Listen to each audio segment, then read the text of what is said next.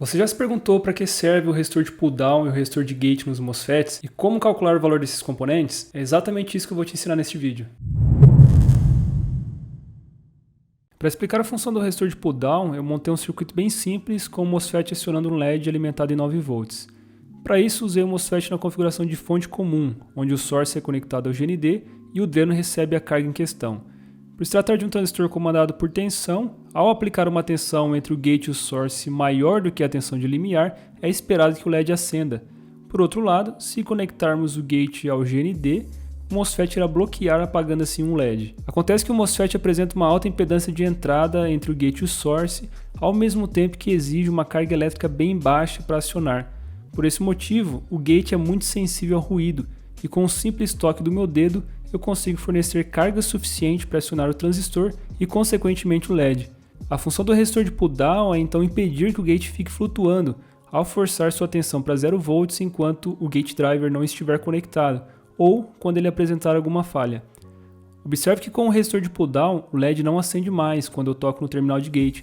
Isso porque esse resistor descarrega a carga do meu dedo, impedindo que o MOSFET entre em condução. O valor do resistor de pull-down não é tão crítico, você pode usar qualquer valor entre 10K e 100K que já vai atender muito bem. Agora vamos entender para que serve o resistor de gate. Nós já estamos acostumados a usar resistor na base de transistores BJT, para limitar a corrente. E isso faz sentido porque esse tipo de transistor é acionado em corrente. Mas o MOSFET, assim como o IGBT, é acionado por tensão, então não faz sentido fornecer uma corrente para o gate, certo? Bom, isso é válido em regime permanente, quando o MOSFET já entrou totalmente em condução. Nesse caso, a corrente no gate realmente é bem baixa, na casa de centenas de nanoampere, porque a impedância entre o gate e o source é muito elevada. No entanto, olha o que acontece durante as transições entre o modo de bloqueio e condução. O circuito de comando precisa fornecer uma corrente considerável para carregar as capacitâncias intrínsecas do MOSFET. A forma de onda em vermelho representa a queda de tensão em cima do resistor de gate, que tem a mesma forma de onda da corrente. Aqui eu usei um resistor de 10 ohms, então dividindo esse pico de tensão por 10, temos uma corrente próxima de 960 mA,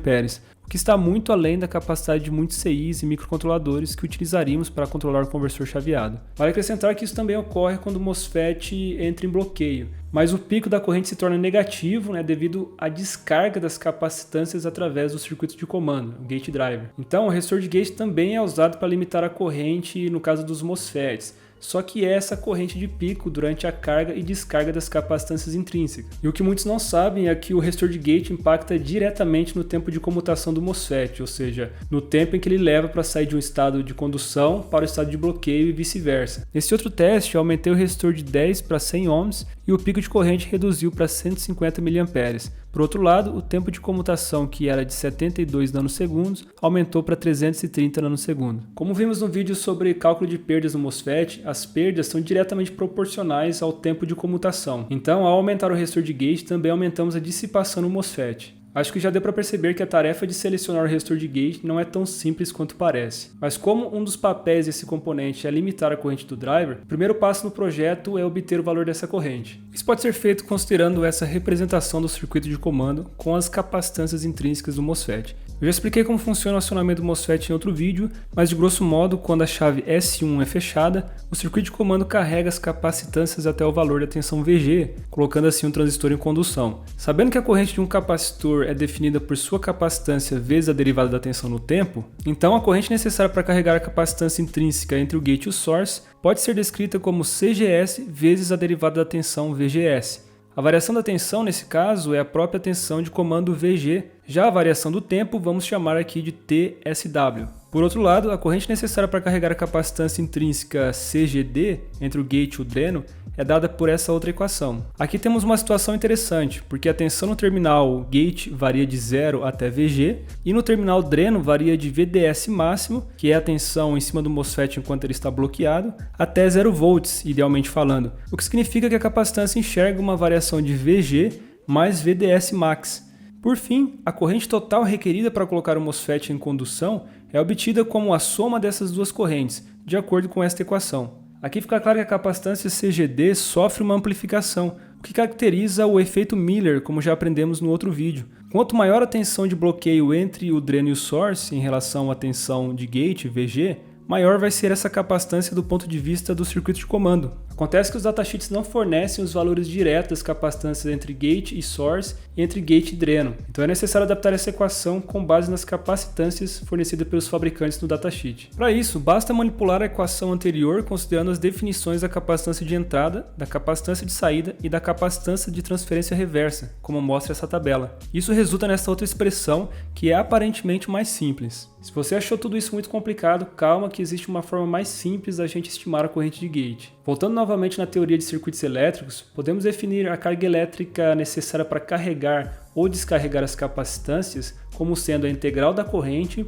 ou o produto entre a tensão e a capacitância. Se analisarmos a equação anterior, temos exatamente o produto entre uma capacitância equivalente e a tensão de gate, o que representa a carga elétrica necessária para carregar os capacitores. Dessa forma, o que muitas referências de application notes fazem é simplificar a equação da corrente por uma simples divisão entre a carga elétrica total de gate e o intervalo de tempo. Tá, mas você deve estar se perguntando o que mudou de uma equação para outra. Parece que a gente só trocou 6 por meia dúzia, certo? Isso é verdade, mas a vantagem dessa abordagem é que os datasheets já fornecem a carga total de gate. E para nossa alegria, também fornecem um gráfico que nos permite corrigir esse valor com base na tensão entre gate e source e na tensão entre o dreno e o source. Esse gráfico é basicamente dividido em 3 partes. A carga elétrica necessária para carregar a capacitância gate e source até a tensão de platô, a carga elétrica descarregada da capacitância gate-dreno durante a região de platô, devido ao efeito Miller, e também a carga total para carregar ambas as capacitâncias até o valor final da tensão gate-source. Então, por exemplo, se a gente considerar uma tensão de comando de 15 volts e uma tensão de bloqueio de 27 volts, vamos obter a partir do gráfico uma carga total de 75 nanocoulomb. Para deixar mais claro, eu vou considerar aqui um exemplo com o MOSFET MTW20N50E.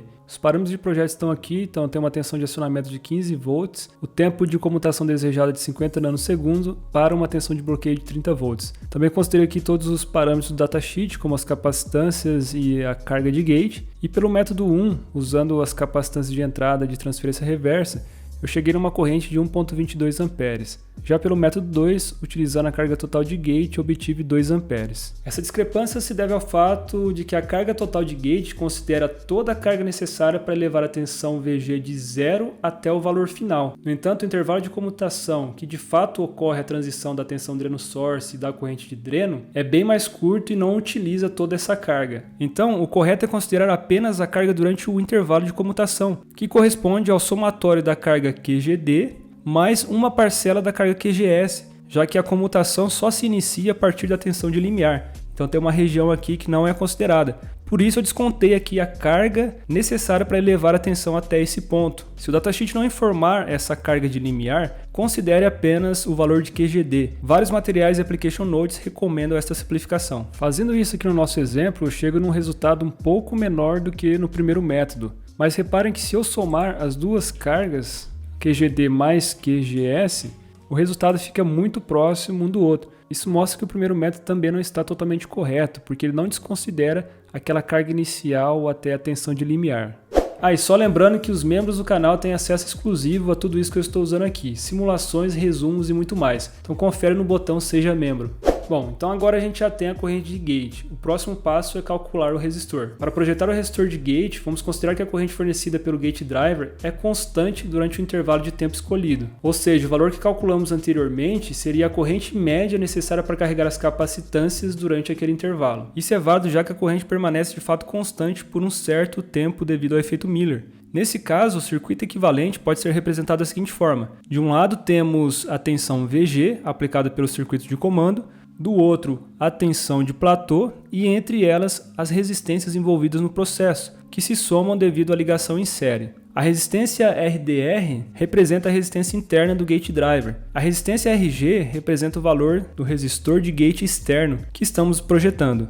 Já a resistência RGI equivale à resistência interna do MOSFET e pode ser medida na prática com um analisador de impedância, curto-circuitando os terminais dreno e source. Alguns fabricantes também fornecem esse valor no datasheet. Dessa forma, a corrente média que deve ser fornecida para o gate durante a comutação vai ser dada pela diferença de tensão sobre a resistência equivalente. Isolando a resistência de gate externa, a gente chega na seguinte equação, que nada mais é do que a resistência total menos as resistências já existentes no circuito. Também é importante se atentar para a corrente máxima que o gate driver deve fornecer. Esse pico ocorre no início do acionamento, quando as capacitâncias estão totalmente descarregadas, e seu valor é dado pela tensão de comando, VG, sobre a soma das resistências. Durante o bloqueio, o gate driver joga a tensão de comando para 0 volts, então o circuito equivalente só vai ter a tensão de platô. Fazendo a mesma análise do circuito, a gente obtém a corrente de gate e a resistência necessária para o bloqueio. Existem 3 formas de implementar o resistor de gate. A primeira seria usando um único resistor, tanto para entrada em condução quanto para o bloqueio. A segunda seria usando resistores diferentes com diodos em série, de modo que a corrente de gate circule por um no momento do acionamento e por outro no momento do bloqueio. E a terceira é uma simplificação da segunda usando apenas um diodo. Nesse caso, a resistência de bloqueio vai ser a associação em paralelo dos 2 resistores. A grande dificuldade nesses cálculos é que a tensão de platô normalmente não é fornecida nos datasheets. Alguns fabricantes até fornecem, mas a maioria não. Uma possibilidade é utilizar a própria tensão de limiar, porém, ela é um pouco menor do que a tensão de platô. E a outra possibilidade é estimar a tensão de platô com base em alguns parâmetros do circuito. Se o datasheet fornecer a transcondutância do MOSFET, basta dividir a corrente de dreno por esse parâmetro e somar o resultado à tensão de limiar. Agora, se o datasheet não fornece nem a tensão de platô e nem a transcondutância, esse Application Note da Texas Instruments apresenta uma metodologia relativamente simples para estimar esse parâmetro. Vamos precisar basicamente da curva característica de transferência do MOSFET, que é fornecida nos datasheets, e da corrente de dreno que vai circular pelo MOSFET na prática. Depois precisamos selecionar 2 pares ordenados de corrente e tensão na curva para estimar a tensão de limiar, dada por esta equação, a transcondutância, representada por K, e por fim, a tensão de platô, também conhecida como tensão de Miller. Se for necessário corrigir a curva para determinada temperatura de junção, podemos utilizar essa equação abaixo, que considera o coeficiente de temperatura, nesse exemplo de menos 7 mV por grau Celsius, e esse resultado deve ser somado ao valor obtido anteriormente. Bom, mas será que tudo isso bate com os resultados práticos? Para confirmar isso na prática, eu considerei esse protótipo, onde eu entro com o sinal do gerador de funções, sinal PWM, passa pelo gate driver para acionar o MOSFET, através do resistor de gate. Aqui eu tenho o MOSFET sob teste, que é o MTW20N, que mostrei anteriormente. E estou considerando uma carga puramente resistiva. Além disso, tem o resistor de pull-down no cantinho. E um diodo de roda livre que pode ser usado com cargas indutivas, que de cima fica mais fácil de enxergar todos os componentes desse protótipo. A ideia do teste foi analisar o circuito para diferentes valores de resistor de gate e depois comparar esses resultados com os valores teóricos. Para isso, eu medi a tensão entre o dreno e o source aqui no canal 2 em azul e a tensão entre o gate e o source em amarelo. O tempo de comutação é o intervalo em que a tensão dreno-source demora para cair de 90% para 10% aproximadamente. Na análise teórica eu tentei fazer da forma mais simples possível, então não usei aquelas equações mais complicadas, nem fiz grandes correções. Então basicamente só adotei os valores dos datasheets. Então aqui eu tenho os parâmetros de projeto, tensão de gate, o valor do resistor externo eu coloco aqui, para a gente testar para cada condição. Corrente de dreno, tensão que eu estava alimentando o circuito, 30 volts, as cargas e as capacitâncias que eu retirei do datasheet. Nesse caso, o datasheet fornecia já a tensão de limiar e a transcondutância. Eu usei o gate driver TC4427, então tive que pegar a resistência interna dele na saída. Essa resistência se soma à resistência de gate, então é importante considerar nos cálculos. O primeiro passo então foi calcular a tensão de platô com base na corrente de dreno e na transcondutância, como eu expliquei para vocês. Então a gente soma esse valor à tensão de limiar, fica um pouquinho acima da tensão de limiar. E aqui embaixo eu calculei os tempos de comutação para entrada em condução e para bloqueio, com base em cada um dos métodos que eu apresentei. Então para o método 1, usando as capacitâncias, o método 2 com a carga total de gate e o método 3 apenas com a carga QGD. Essa planilha resume todos os resultados obtidos, então aqui eu tenho os valores de resistor de gate que eu usei nos testes. A primeira coluna mostra as medições práticas para os tempos de T-on e T-off, e essas outras colunas mostram os resultados analíticos para cada um dos métodos. Então, em todos os casos, o método 3 é o que chegou mais próximo da medição prática. Claro que a gente tem aqui uma pequena diferença, mas isso se deve também às aproximações que a gente utilizou e até mesmo à imprecisão nas medições. O método 2 é o que fica mais discrepante em relação à medição prática, porque a gente usa uma carga de gate muito maior do que de fato é utilizada. Em todos os casos, o T-off apresentou um erro maior do que o T-on.